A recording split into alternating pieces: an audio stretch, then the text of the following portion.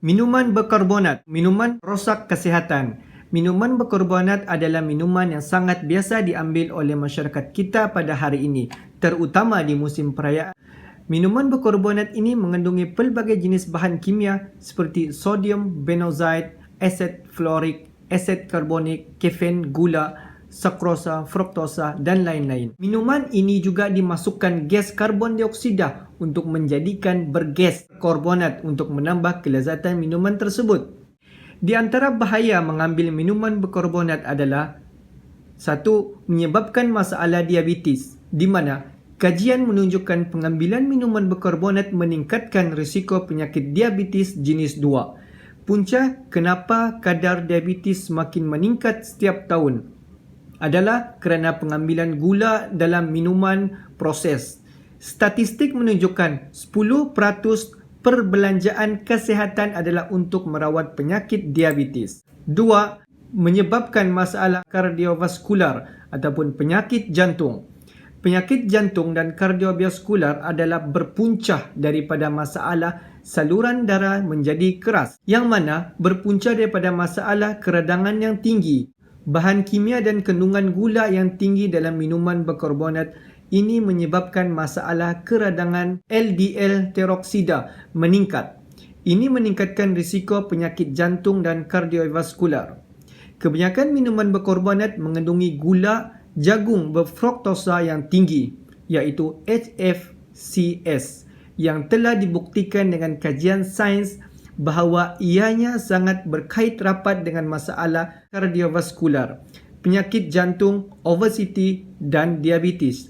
Statistik tahun 2006 menunjukkan 1 daripada 4 kematian kerana penyakit jantung kroni ialah penyakit pembunuh utama di Malaysia. Nombor 3, masalah obesiti. Obesiti adalah sangat berkaitan dengan masalah pengambilan gula yang berlebihan dalam makanan dan minuman.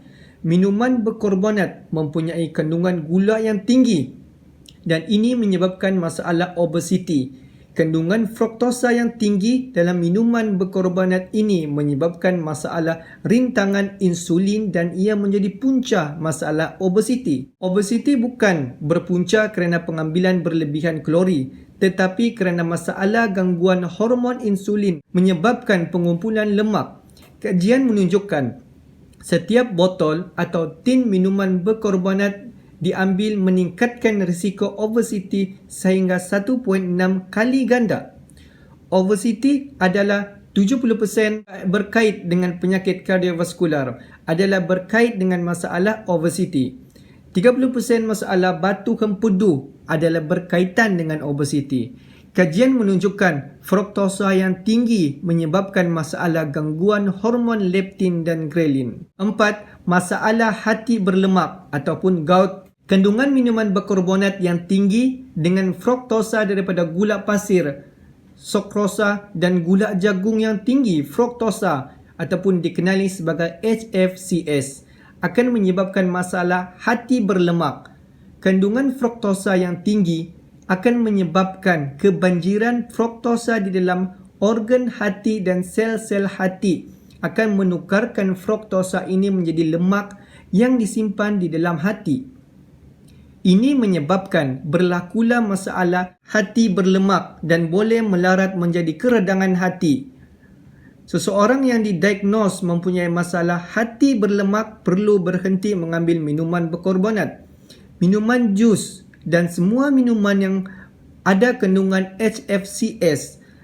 Masalah hati berlemak juga berkaitan dengan masalah paras asid urik yang tinggi, iaitu masalah gout. Kajian ini menunjukkan pengambilan fruktosa yang tinggi akan menyebabkan paras asid urik meningkat dalam tubuh. Nombor 5, peningkatan risiko kanser, di mana kajian menunjukkan kuat di antara pengambilan gula dan fruktosa yang tinggi dengan risiko mendapat kanser. Kajian menunjukkan kaitan kuat di antara kanser pankreas dan pengambilan minuman berkarbonat gula tinggi. Kajian juga menunjukkan kaitan kuat di antara kanser rahim, endometrium dengan pengambilan minuman berkarbonat. Tidak hairanlah kenapa kita Dapati hari ini kejadian penyakit kanser semakin meningkat atas faktor ini. 6. Punca berlebihan pengambilan gula tanpa sedar. Kandungan gula yang sangat tinggi dalam minuman berkarbonat ini adalah sumber pengambilan berlebihan gula. Kajian menunjukkan selepas 20 minit mengambil minuman berkarbonat, maka paras glukos darah akan memuncak dengan sangat cepat. Insulin akan meningkat dan akan menolak glukos ke dalam sel-sel lemak. Organ hati akan bertindak mengubah fruktosa menjadi lemak disimpan di sel-sel hati. Selepas 40 minit, kafein di dalam minuman bersoda akan diserap semula dan anak mata akan mengembang dan tekanan darah meningkat sebagai respon. Hati akan membebaskan lebih banyak glukos, tambahan dalam darah dan reseptor adenosin dan otak ditutup dan menjadikan seseorang itu lebih peka dan hilang mengantuk. Selepas 45 minit, dopamin akan meningkat dan menjadikan seseorang itu tenang dan gembira. Selepas beberapa jam, semula glukos dalam darah akan ditolak masuk ke sel-sel lemak dan glukos mula turun dalam darah dan menjadikan seseorang itu mula ingin mengambil minuman manis berkarbonat semula. Dan kitaran yang sama akan berlaku. Gula dan fruktosa tinggi adalah bahan yang sangat adiktif ataupun ketagihan, menjadikan ianya sukar untuk berhenti. Nombor 7, menyebabkan penyakit asma. Soda benzoaid dalam minuman berkarbonat adalah sebagai bahan pengawet untuk anti kuman. Bahan pengawet dengan sodium ini akan menambah sodium di dalam tubuh dan mengurangkan paras potasium. Reaksi kepada sodium benzoaid ini menyebabkan masalah ruam kulit dan enzima dan asma. Nombor 8, merosakkan buah pinggang. Bahan asid fosforik yang terdapat dalam minuman berkarbonat akan menyebabkan terjadinya batu karang buah pinggang dan pelbagai masalah buah pinggang yang lain. Nombor 9, mengganggu kesuburan. Tin aluminium yang digunakan dalam produk minuman berkarbonat akan diseliputi dengan bahan BPA ataupun biphenyl A. Bahan BPA ini adalah karsinogen yang boleh menyebabkan kanser dan boleh mengganggu hormon dan mengganggu kesuburan dan balik para matang. Nombor 10, masalah reput tulang, osteoporosis. Minuman berkarbonat mengandungi bahan asid fosforik dan ia adalah sumber fosfat yang paling tinggi.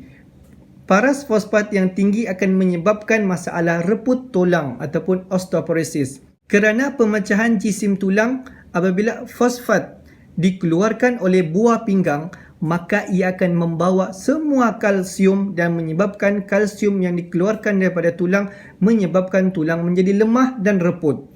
Osteoporosis adalah lebih banyak berlaku di kalangan wanita berbanding lelaki. 11. Masalah kerosakan gigi dan gusi.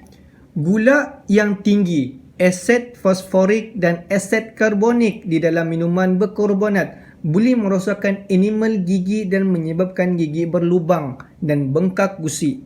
Masalah gigi berlubang akan melarat sehingga ke akar gigi dan boleh menyebabkan masalah gigi bernanah dan menjadi sangat sakit, dan masalah gusi akan terjadi.